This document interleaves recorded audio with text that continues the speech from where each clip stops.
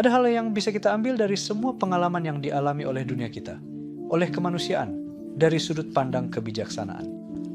Artinya, kita tidak bisa mengabaikannya, hanya karena itu diproduksi oleh seseorang yang bukan dari kita atau yang tidak percaya seperti kita. Sebaliknya, jika ada kebaikan di dalamnya, jika ada kebenaran di dalamnya, dan tidak bertentangan dengan keyakinan dasar kita, kita juga bisa mengambilnya. Kita bisa memasukkannya ke dalam budaya kita sendiri. Ketika mereka mengusulkan agar ada wilayah terpisah untuk Serbia, wilayah terpisah untuk Muslim, dan wilayah terpisah untuk Kroasia di Bosnia dan Herzegovina, Alija Izetbegović berkata, "Kami akan terus berperang melawan ini," katanya.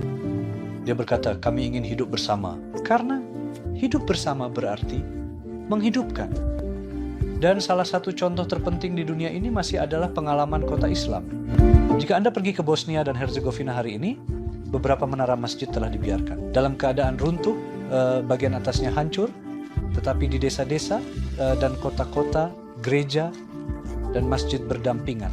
Karena mereka hidup berdampingan, Anda tidak akan melihat gereja yang rusak.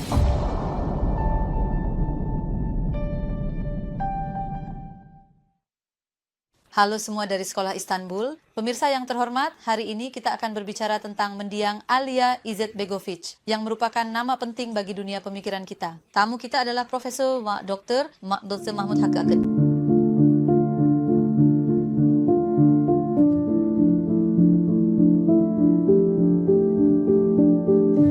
Selamat datang, Pak. Halo, terima kasih. Bagaimana kabar Anda? Terima kasih. Bagaimana kabar Anda? Terima kasih banyak.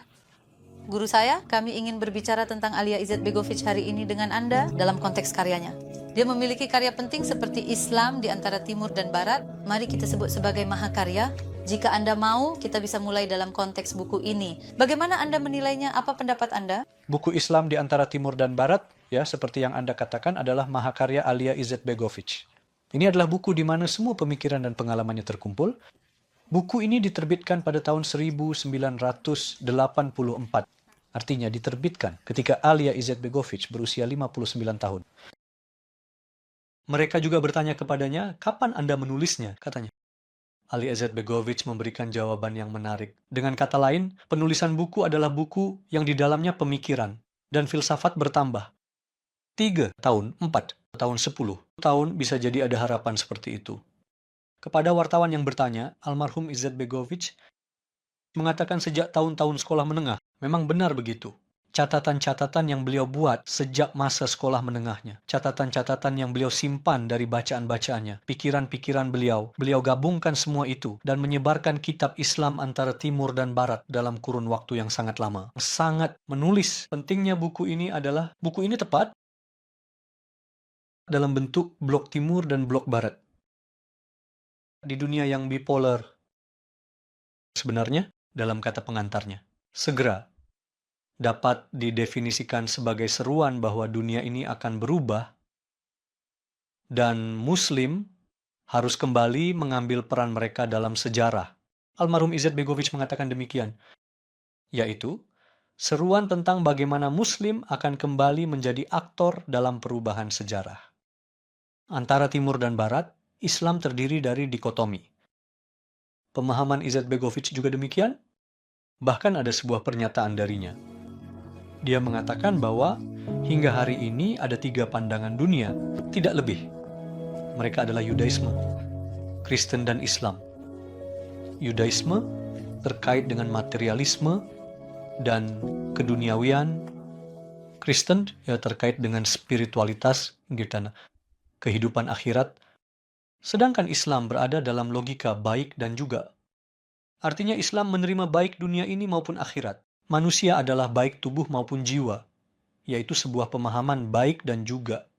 Yang menyatukan dikotomi yang sering digunakan secara berlawanan ini adalah sebuah mentalitas, agama, serta langsung merupakan praktik dan pandangan dunia.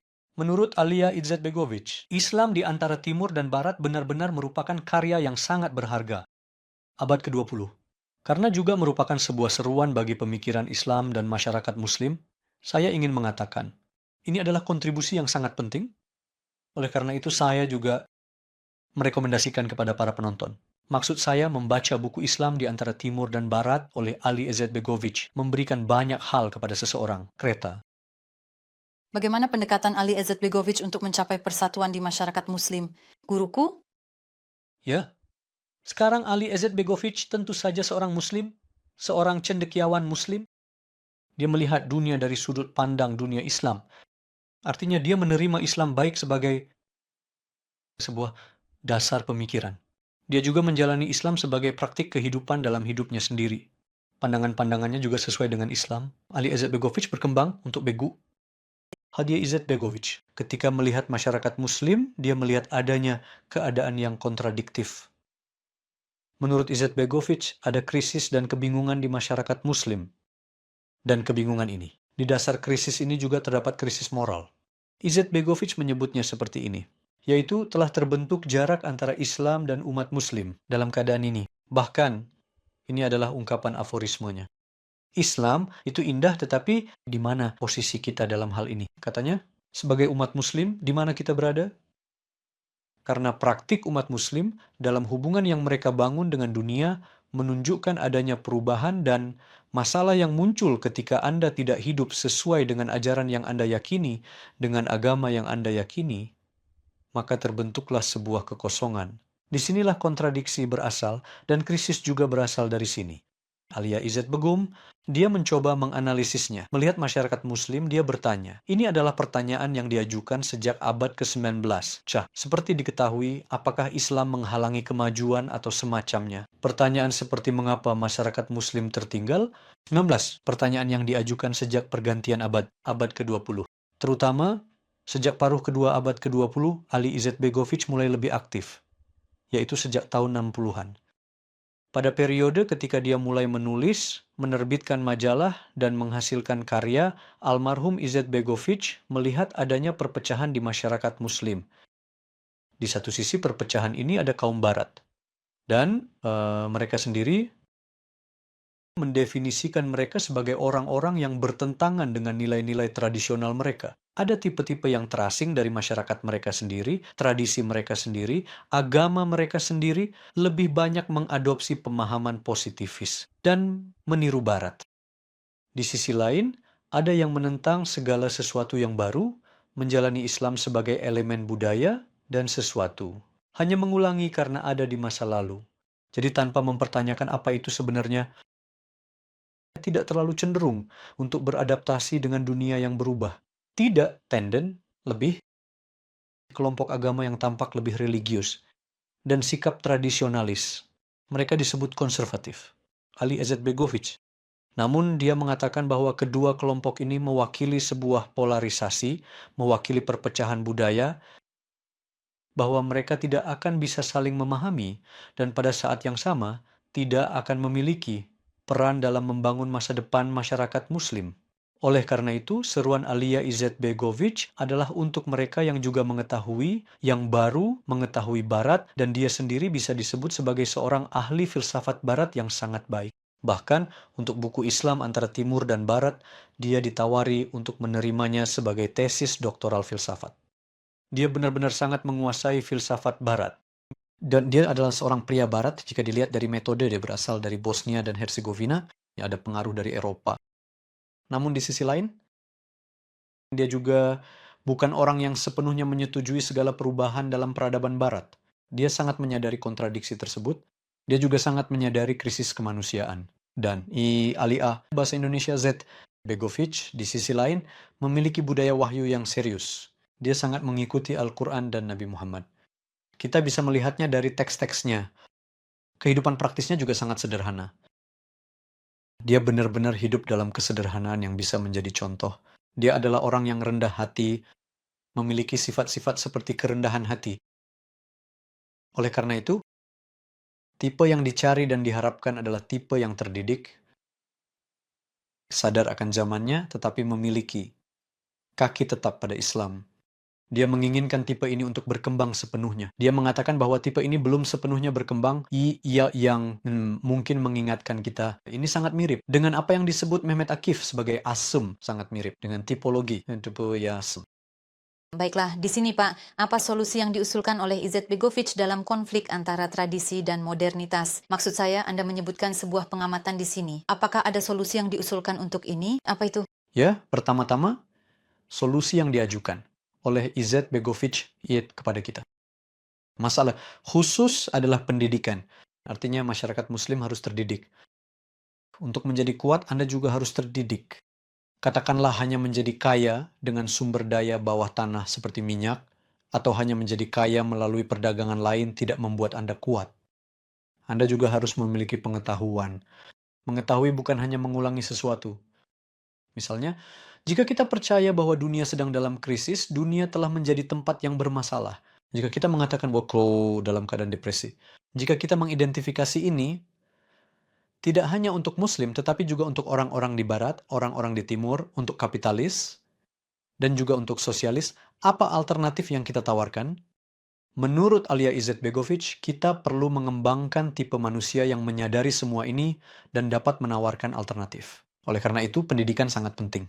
Dia mengatakan bahwa kebebasan adalah masalah yang sangat serius di banyak masyarakat muslim.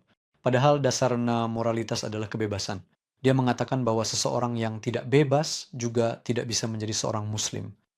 Oleh karena itu, Izetbegovic juga mengatakan bahwa beberapa struktur kelembagaan yang ada dan elemen tradisional perlu dipertanyakan. Artinya, dalam hal ini dia juga membuat beberapa orang merasa tidak nyaman dengan ide-idenya. Beberapa orang. Tapi ini adalah ide, maksud saya juga ingin mengatakan itu. Dia tidak memprovokasi. Ali Izetbegovic adalah orang yang sangat memperhatikan kesopanan. Saya ingin menekankan hal itu secara khusus. Karena pemikiran bisa berbeda. Maksudnya pemikiran. Dia juga memberikan interpretasi berdasarkan kondisi dan pengalamannya sendiri pada masanya. Jadi kata-kata Alia Izetbegovic tentu saja bukan tidak bisa dikritik dan sebagainya. Namun, hal yang dilihat Alia Izetbegovic di sini adalah ini.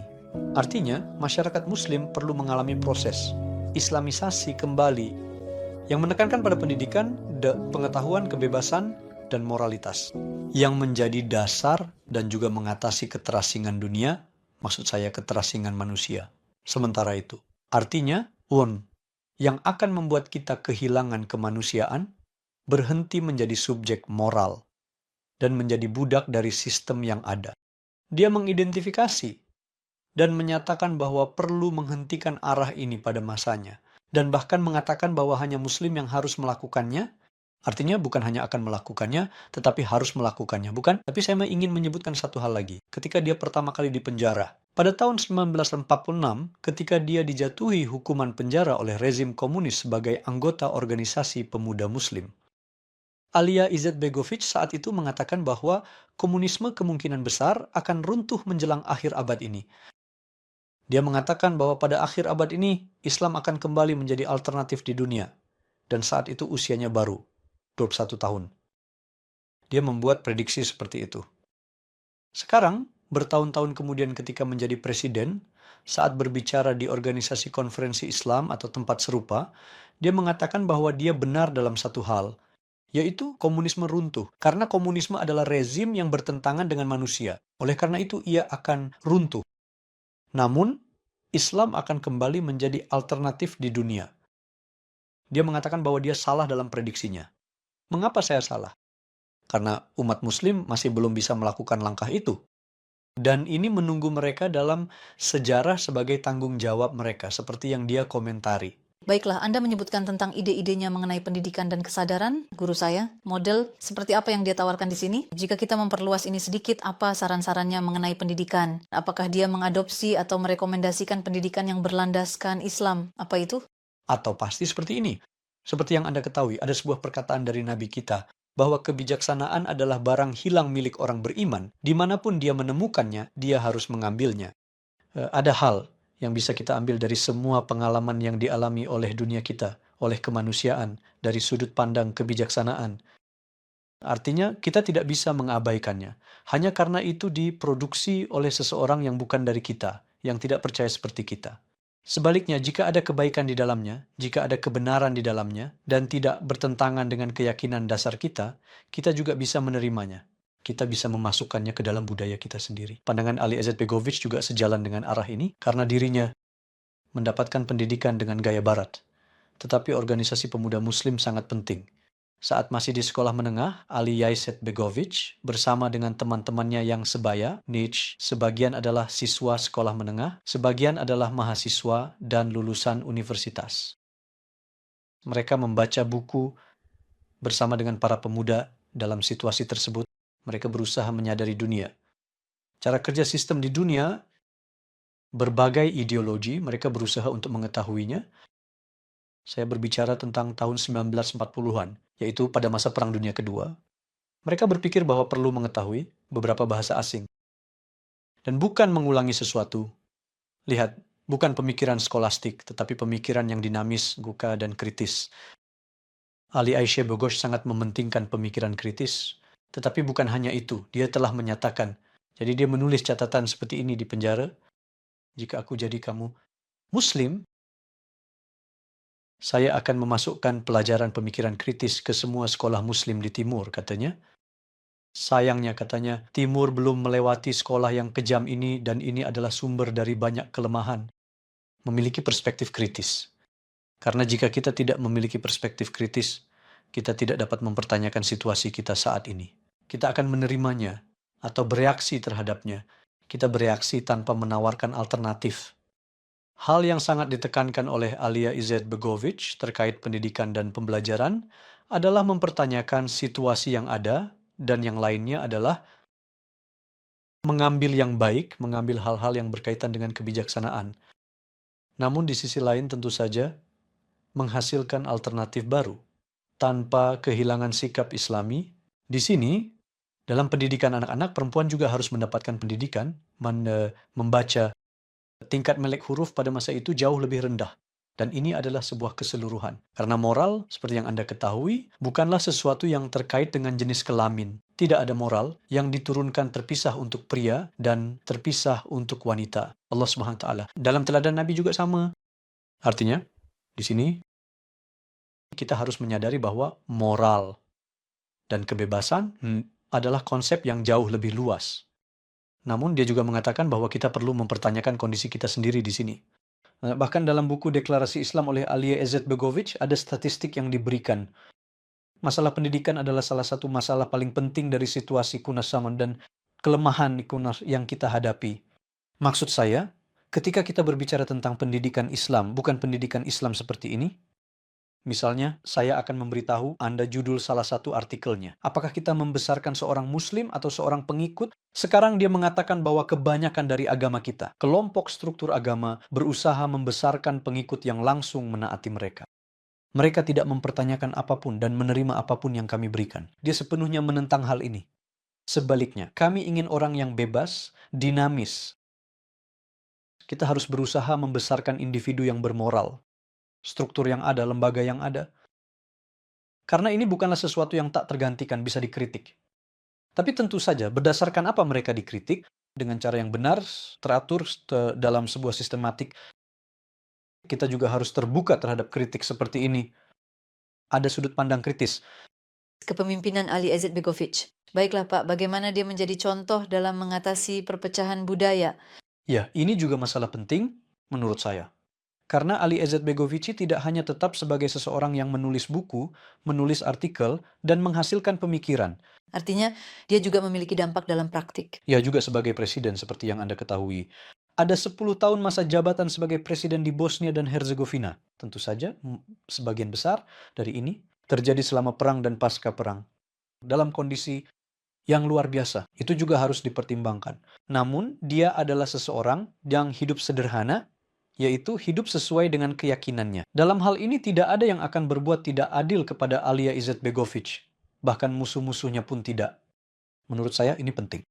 Karena salah satu masalah terbesar yang kita lihat di masyarakat Muslim adalah banyaknya kontradiksi dalam hal ini. Yaitu orang-orang tidak seperti yang mereka yakini dan katakan, mereka tidak seperti itu. Karena menjadi seperti yang kita katakan sangatlah penting. Yang pertama adalah ini. Yang lainnya adalah bahwa di Bosnia dan Herzegovina, beberapa propaganda hitam semacam ini memang dilakukan melawan dia. Tetapi Ali Izet Begovic tidak pernah berusaha untuk mendirikan dia tidak berusaha mendirikan rezim seperti di Iran atau Arab Saudi. Karena dia adalah seorang Islamis pada saat yang sama, dengan merujuk pada fakta bahwa dia adalah seorang intelektual, selalu dikatakan bahwa orang ini akan mendeklarasikan syariat di sini, akan melakukan ini, akan melakukan itu. Dia sendiri mengatakan ini. Pemahamannya tentang Islam menurut saya adalah ini. Orang Kroasia, Serbia, Bosnia, dan elemen lainnya dapat hidup bebas sesuai keinginan mereka sendiri dan menciptakan kekayaan dari hidup berdampingan. Ini menarik dan dia berjuang untuk itu. Suatu ketika, selama perang, ada usulan untuk memberikan wilayah terpisah kepada orang Serbia di dalam Bosnia dan Herzegovina karena mereka hidup berdampingan. Ketika mereka mengusulkan agar ada wilayah terpisah untuk orang Serbia, wilayah terpisah untuk Muslim, dan wilayah terpisah untuk Kroasia di Bosnia dan Herzegovina, Ali Izetbegović mengatakan bahwa kami akan terus berperang melawan ini. Kami berkata, kami ingin hidup bersama karena hidup bersama berarti membuat hidup. Dan salah satu contoh terpenting di dunia ini masih adalah pengalaman kota Islam. Pengalaman kota Islam tidak hanya membuat Muslim hidup, tetapi juga memungkinkan non-Muslim, yaitu orang-orang non-Muslim, untuk hidup dengan aman sebagai amanah dari Allah. Ali Izetbegović sangat jelas dalam hal ini. Anda berbicara dalam konteks kepemimpinannya pada saat yang sama, ketika kita melihat dalam konteks toleransi dan multikulturalisme Alija Izetbegović, bagaimana dia menjadi contoh bagi umat Muslim. Jadi, bagaimana Anda melihatnya dalam konteks keislamannya? Baiklah, saya akan menceritakan dua peristiwa terkait hal ini. Pertama, dia pada tahun 1983 dalam kasus yang dikenal sebagai kasus Sarajevo, proses Sarajevo, buku deklarasi Islam, diterbitkan pada tahun 1970. Dia dijatuhi hukuman 14 tahun penjara atas tuduhan memecah Yugoslavia. Pemikir Muslim lainnya, pemimpin opini, akademisi, dan sebagainya diadili dan dihukum. Kemudian, dia dibebaskan dari penjara pada tahun 88, tidak menjalani 14 tahun. Dia dibebaskan dari penjara pada tahun 88, menjalani 5,5 tahun. Pada tahun 90, dia menjadi presiden. Sekarang, pikirkan, bahkan tidak ada 1,5 tahun di antaranya. Dia dibebaskan pada akhir tahun 88. Ketika dia menjadi presiden, para jurnalis bertanya kepada Izetbegović. Mereka berkata, orang yang memenjarakan Anda dan memenjarakan Anda secara tidak adil, jaksa, hakim, dan sebagainya, semuanya masih dalam posisi mereka. Apa yang akan Anda lakukan? Apakah Anda akan membalas dendam? Apakah Anda akan mengambil pembalasan? Dia berkata tidak. Dia sudah tua ketika masuk penjara. Ali Izetbegović adalah pemilik grandson. Dia berkata kepada mereka, sebagai manusia, saya tidak memaafkan mereka, tetapi sebagai kepala negara, saya memaafkan mereka, katanya. Sangat indah. Itu salah satunya. Sebagai manusia karena ada tragedi yang dialami oleh anak-anaknya. Benar-benar, dia berada di penjara pada usia itu untuk waktu yang sangat lama. Yang lainnya adalah ini menurut saya. Itu juga merupakan contoh yang baik. Dia memiliki ungkapan, aforistik yang kadang-kadang dibagikan di media sosial. Bahwa musuh kita bukanlah guru kita. Itu juga merupakan sebuah peristiwa. Dalam perang ada masa yang luar biasa. Lebih dari 900 masjid dihancurkan. Dia terluka dalam perang. Lebih dari 900. Itu dibakar. Orang Kroasia terutama yang membakar. Masjid sayangnya. Namun, tidak ada gereja yang rusak. Hanya satu, maksud saya, di sana saya kira sedikit karena kegembiraan perang, ada berita bahwa seorang perwira artileri Muslim mengarahkan meriamnya dan merusak sebuah gereja. Ali Izetbegović telah menghukum para tentara tersebut. Maksudnya, guru kami bukan mereka.